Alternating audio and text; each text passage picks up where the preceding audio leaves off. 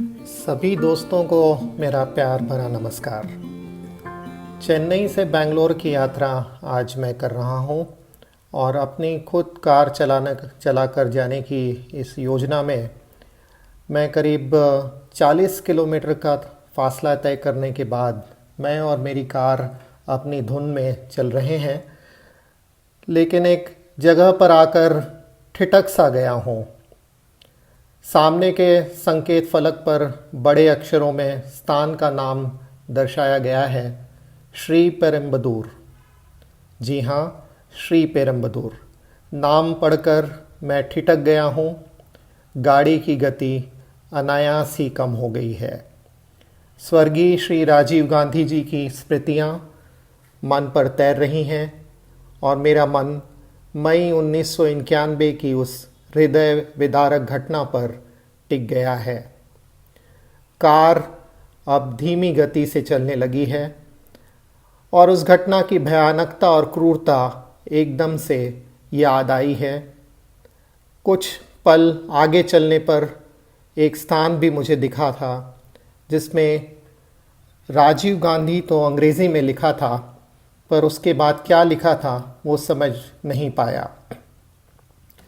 मैं कुछ आगे बढ़ गया, पर मन में आया और गाड़ी रोककर मैंने कुछ देर पहले देखा। गूगल पर देखते हैं कि आखिर इस श्री पेरुम्बदूर में राजीव गांधी की स्मृतियाँ जो तैर रही हैं उस पर क्या कुछ समझा जा सकता है। गाड़ी रोककर जब मैंने गूगल सर्च किया तो पता चला, जिसे मैं समझ नहीं पाया था, यह वही स्थान है जहां राजीव जी की क्रूरतापूर्ण हत्या की गई थी। स्थान का नाम है राजीव गांधी निनाईवकम और तमिल शब्द निनाईवकम का अर्थ होता है यादें। और जी हाँ, राजीव गांधी से जुड़ी इन यादों के ऊपर आज मैं कुछ आपसे बातचीत करूँगा। गाड़ी मोड़कर मैं उस स्थान पर पहुँचा हूँ और ये मेरा निर्णय त्वरित है।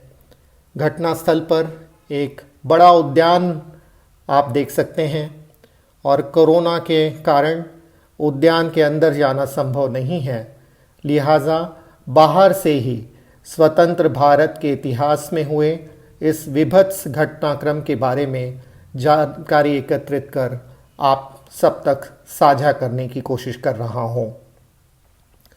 अब उस समय की घटनाएं स्मृति पटल पर एक के बाद एक उजागर होने लगी हैं। 1980 के दशक के मध्य से राजीव जी भारतीय राजनीति के सबसे शक्तिशाली व्यक्ति थे। 1984 में उन्हें स्वतंत्र भारत में सबसे बड़े बहुमत से प्रधानमंत्री बनने का अवसर मिला था। वे युवा थे। अनेक चुनौतियों का सामना करते हुए भारत को 21वीं शताब्दी में ले जाने की बात कहने वाले पहले प्रधानमंत्री थे। उनका मार्ग कांटों से भरा था।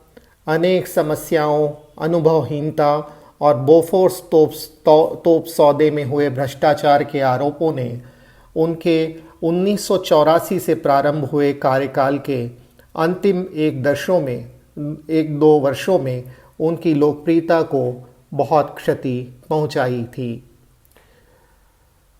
1989 में वे अपनी कांग्रेस पार्टी को हार से नहीं बचा पाए थे।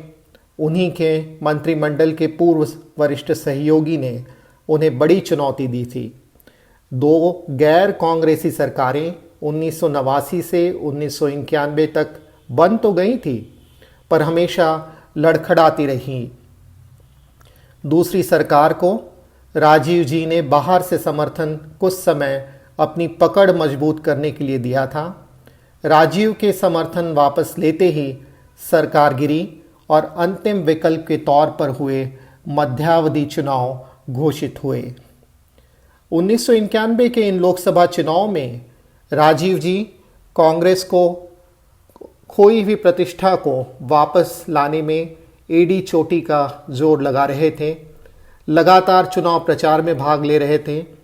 विभिन्न राज्यों में चुनावी सभाओं को संबोधित कर दोबारा प्रधानमंत्री बनने के लिए प्रयासरत थे। 21 मई 1991 भारत के चुनावी इतिहास का सबसे काला दिन था। चुनाव काल में हुई हिंसा का सबसे दर्दनाक और क्रूरतम उदाहरण। विचारधारा से मतभेद के कारण हिंद महासागर के पड़ोसी देश के हिंसक संगठन द्वारा भारत की लोकतांत्रिक व्यवस्था के अनुरूप हो रहे चुनावों के समय में देश के तत्कालीन सबसे बड़े राजनीतिक दल के शीर्ष नेतृत्व को मार डालने की घिनौनी साजिश भारत की संप्रभुता पर बड़े आघात के रूप में ही देखी जाती है। एक महिला मानव बम हो सकती है। इस अमानवीय और बर्बर सत्यता ने उस समय सारे देश को हिलाकर रख दिया था। उस दिन के विभत्स और पीड़ा पहुंचाने वाले दृश्य घटनास्थल को देखते समय फिर से उभर कर मेरे सामने आए हैं। राजीव जी के क्षत विक्षत शरीर के बारे में सोचकर एक बार फिर से आज अभी अति वेदना हो रही है। उस दिन पूरा भारत विचलित हुआ था और इतने वर्षों बाद भी घटनास्थल की भयानकता ने मन को झकझोर कर रख दिया है।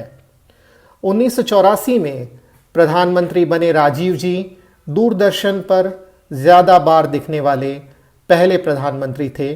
लिहाजा उनकी मुस्कुराती हुई छवि उस समय के भारतीयों को हमेशा याद रहती है और मुझ जैसे भारतीयों ने दूरदर्शन का प्रसार भी भारत में उस समय ही देखा था और उनकी लोकप्रियता भी उनके कार्यकाल के पहले 2-3 वर्षों में शिखर पर थी। घटनास्थल पर खड़ा हूँ पर मुझे याद आती हैं, कानों पर गूंजती है राजीव जी की विशिष्ट शैली में और एक संतुलित स्वर में एक आकर्षक छवि के साथ उनका वाक्य हमें देखना है। उनके चित्र को देखकर याद आ ही गए हैं। स्मारक को देखकर ऐसा महसूस होता है कि यहाँ की घटना एक व्यक्ति विशेष की हत्या का षड्यंत्र न होकर एक प्रकार से भारत की अखंडता और संप्रभुता पर अप्रत्यक्ष आक्रमण था और इतने भीषण आघात के बाद भी हिंसा से प्रेरित संगठन के मंसूबे सफल नहीं हो पाए। स्मारक पर मैं एक लहराता हुआ तिरंगा झंडा देखता हूँ जो इस बात की पुष्टि करता है कि इन तमाम हिंसक घटनाओं के बावजूद भी इस बलिदान को हम कभी नहीं भूल पाएंगे। और दबदबाई आँखों से इस घटनास्थल से मैं आपको ये रिपोर्ट साझा कर रहा हूँ। Ashish Gore, Sri Perumbudur, Bharat, globe trotting unplugged YouTube channel के लिए बहुत बहुत धन्यवाद।